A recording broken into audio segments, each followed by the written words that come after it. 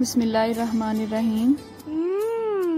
Tasty. जी हाँ, आज हम बनाएंगे बहुत ही टेस्टी मसाला भिंडी और इसे हम बिल्कुल रेस्टोरेंट स्टाइल में बनाएंगे। तो इस वीडियो में आपको ये भी पता चलेगा कि आपने खरीदते हुए भिंडी कैसी सिलेक्ट करनी है और इन्हें पकाते हुए किन किन चीज़ों का ख्याल रखना है। मेरी तमाम रेसिपीज़ की तरह ये रेसिपी भी आपको इंशाल्लाह बहुत ही ईजी लगेगी।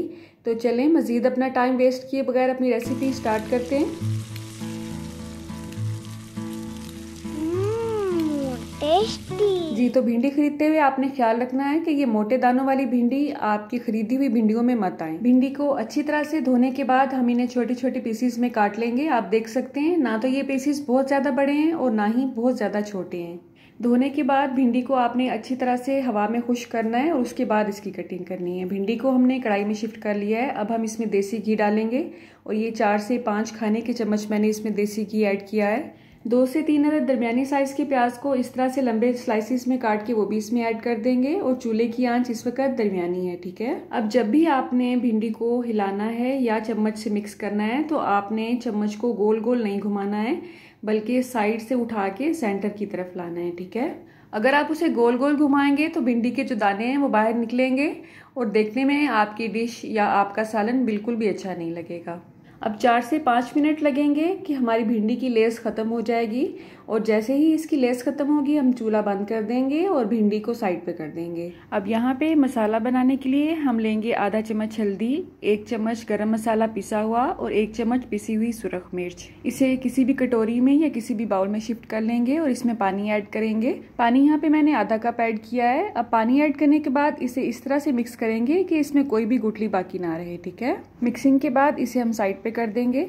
अब यहाँ पे मैंने 3 से 4 अदद दरमियाने साइज के प्याज लिए हैं और इसे अच्छी तरह से चॉप कर लिया है। अगर आपके पास चॉपर नहीं है तो इसमें ऐसा कोई इश्यू नहीं है, आप इन्हें बारीक बारीक जितना हो सकता है बारीक बारीक काट लें। और यहाँ पे मैंने फिर से देसी घी का इस्तेमाल किया है। 3 से 4 खाने के चम्मच ऐड किए हैं इसमें। और देसी घी को आप घर पे ही आसानी से कैसे रेडी कर सकते हैं इसकी रेसिपी मैं आपसे शेयर कर चुकी हूँ। 1 चम्मच नमक का मैंने अभी से इसमें ऐड कर दिया है और इसकी वजह ये है कि अगर आप इस पॉइंट पे नमक को ऐड करेंगे तो हमारे प्याज जल्दी नरम हो जाएंगे या जल्दी ब्राउन हो जाएंगे। जिस कंडीशन में भी आप इसे लाना चाहते हैं, अगर आप ब्राउन करना चाहते हैं तो जल्दी ब्राउन हो जाएंगे, ठीक है। बस 2 से 3 मिनट भूनने के बाद अब हम इसमें दूसरे मसाले ऐड करेंगे। उसमें शामिल है गार्लिक पाउडर, 1/4 चम्मच के हिसाब से अदरक पाउडर ऐड किया है, 1 चम्मच चाट मसाला, 1 चम्मच भुना हुआ जीरा पाउडर, 1 चम्मच खुश्क धनिया कूटा हुआ है और आधा चम्मच साबुत जीरा ऐड किया है। अगर आपके पास फ्रेश अदरक और लहसुन है तो आप उसमें वो भी ऐड कर सकते हैं। मेरे पास फ्रेश नहीं थे इसलिए मैंने इनका पाउडर इस्तेमाल किया है, ठीक है। अब इन तमाम मसालों को अच्छी तरह से हम भून लेंगे और इसमें तकरीबन 4 से 5 मिनट ही लगेंगे।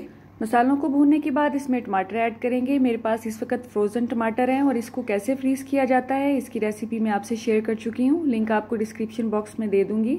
आप इसमें टमाटर की प्यूरी भी ऐड कर सकते हैं और साबुत टमाटर छिलका उतार के भी ऐड कर सकते हैं, ठीक है। एक सीज़न में आके टमाटर बहुत ही सस्ते हो जाते हैं। अगर आप उनको फ्रीज़ कर लें तो ये बहुत ही इकोनॉमिकल पड़ते हैं और आपका टाइम भी बच जाता है। जैसे जैसे इनको हीट पड़ेगी ये मेल्ट हो जाएंगे। इसी दौरान हम इसमें जो हमने मसाला ऐड किया था पानी में वो ऐड कर देंगे। अगर आप ये तीनों मसाले डायरेक्ट ही इसमें ऐड करते तो उसका टेस्ट कुछ और आता।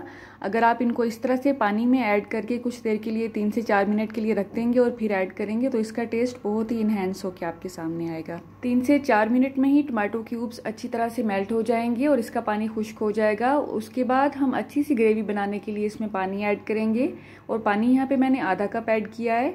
अगर आपको इसकी ज़्यादा ग्रेवी चाहिए तो आप इसमें 1 कप पानी भी ऐड कर सकते हैं, ठीक है। अब प्याज को जल्दी से नरम करने के लिए हम इसे कवर करके पकाएंगे। कवर करने के बाद चूल्हे की आंच को स्लो कर देंगे और आप देखेंगे 4 से 5 मिनट में ही ये ऑयल को रिलीज कर देगा। तो इसका मतलब यही है कि हमारी ग्रेवी बिल्कुल रेडी है। अब इसमें हम भिंडी ऐड करेंगे जो कि हमने साइड पे करके रखी हुई थी। भिंडी को हमने भून के इसकी लेस तो पहले ही ख़त्म कर ली है। अब हमने इसको जस्ट मसाले में मिक्स करना है और स्टीम दे के इसको अच्छी तरह से पकाना है। इसको मज़ीद फ्लेवर देने के लिए मैं इसमें लेमन जूस ऐड कर रही हूँ, लेकिन इसकी बहुत ज़्यादा खटास इसमें नहीं आएगी, जस्ट हल्का सा फ्लेवर आएगा। और ये जस्ट 2 खाने के चम्मच ही मैंने इसमें ऐड किए हैं। और अगेन जब भी आपने चम्मच हिलाना है तो इस अंदाज में हिलाना है, ठीक है। अब इसको हम कवर कर देंगे। चूल्हे की आंच को इस वक्त मैंने स्लो टू मीडियम रखा हुआ है। अब इसको हम 4 से 5 मिनट के लिए अच्छी तरह से दम पे लगाएंगे। और अगर आप भिंडी लवर हैं तो इसे देखते ही यकीनन आपके मुंह में पानी आ रहा होगा, राइट। गरम गरम भिंडी हो और साथ में तंदूर की रोटी हो तो क्या ही बात है। अगर आप तंदूर से रोटी नहीं बाय करना चाहते हैं तो इसमें ऐसा कोई इशू नहीं है, आप घर पे आम तवे पे भी इसे रेडी कर सकते हैं। और वो कैसे रेडी कर सकते हैं रेसिपी मैं आपसे शेयर कर चुकी हूँ, लिंक आपको उसका भी डिस्क्रिप्शन बॉक्स में मिल जाएगा। यहाँ पे मैंने सब्ज मिर्च ली है, सब्ज धनिया बारीक बारीक कटा हुआ वो भी इसमें ऐड कर दिया है और चूल्हे की आंच को बंद कर दिया है। आप एक दफ़ा इस रेसिपी को ज़रूर ट्राई कीजिएगा। अच्छा या बुरा जैसा भी आपका एक्सपीरियंस हो मुझे कमेंट बॉक्स में ज़रूर बताइएगा। अल्लाह आप सबका दस्तरखान सजाए रखे और हम सबको सेहत और ईमान का रिस्क अता फरमाए। अल्लाह हम सब के रिस्क में कसरत से ज्यादा बरकत और आसानी अता फरमाए। रुके सुने, जाने से पहले वीडियो को लाइक कर दें, अच्छी लगी तो शेयर कर दें और सब्सक्राइब करने के बाद बेल का आइकन भी जरूर प्रेस करें। जज़ाकल्लाह। मेरी नेक्स्ट वीडियो तक अल्लाह हाफिज़।